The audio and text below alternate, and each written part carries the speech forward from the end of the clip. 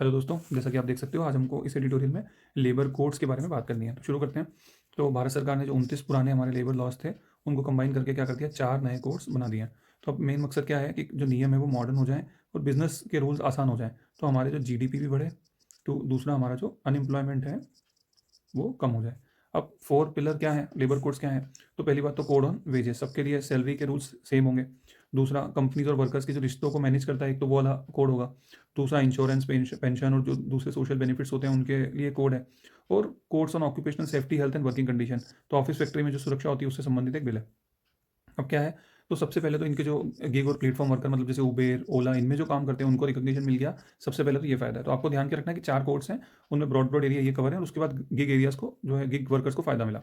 जैसे कि ओला, उबेर, तो वो उनको अब फ़ायदा मिल जाएगा और वो भी सोशल सिक्योरिटी स्कीम्स के अंडर आएँगे। पहले उनके लिए ऐसा कुछ नहीं था। अब पहले क्या था, फीमेल रात को काम नहीं कर सकती थी, अब महिलाएँ रात को भी काम कर सकती हैं, रात की शिफ्ट में, ठीक है? लेकिन कंपनी को इंश्योर करना रहेगा कि एडिक्वेट सेफ्टी वहाँ पे है, ठीक है? तो ये भी जीडीपी, हमारी जो जीडीपी ग्रोथ है उससे बढ़ेगी। वर्कर्स के लिए क्या होगा, enhanced worker security and productivity, इसके लिए भी कोड था। तो लिखित कॉन्ट्रैक्ट, रिटन कॉन्ट्रैक्ट मिलेगा और उससे क्या होगा कि जो वर्कर्स के लिए बेनिफिट होगा, उनकी सिक्योरिटी प्रोडक्टिविटी दोनों बढ़ेगी। दूसरा कि बिजनेस के लिए क्या फ़ायदा है, कि जो कंप्लायंस रूल्स थे फॉलो जो करने होते थे, अब वो क्या होगा कि ऑनलाइन उसको फेसलेस, 4 कोर्स हो गए, तो 4 कोर्स उनको फुल फॉलो करना ईजी है, ठीक है? दूसरा असेसमेंट भी फेसलेस होंगे, मतलब जो सरकारी दफ्तर में चक्कर लगाने होते थे वो थोड़ा सा कम होगा।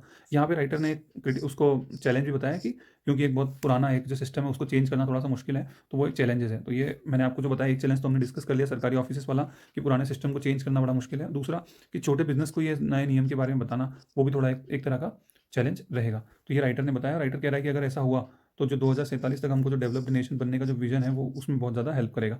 Okay friends, thank you so much. अगर आप इस एडिटोरियल से रिलेटेड कोई भी कमेंट, कोई भी अच्छा आपके पास कुछ पॉइंट हो तो आप कमेंट कीजिएगा। उस कमेंट का स्क्रीनशॉट मुझे इस नंबर पे भेजिएगा 7001290979। अगर आपका कमेंट बहुत अच्छा होगा, हम सब उससे लर्न करेंगे, तो फॉर श्योर हमारी टीम आपसे कॉन्टैक्ट करेगी और आपको कुछ अच्छा सा गिफ्ट भेजेंगे।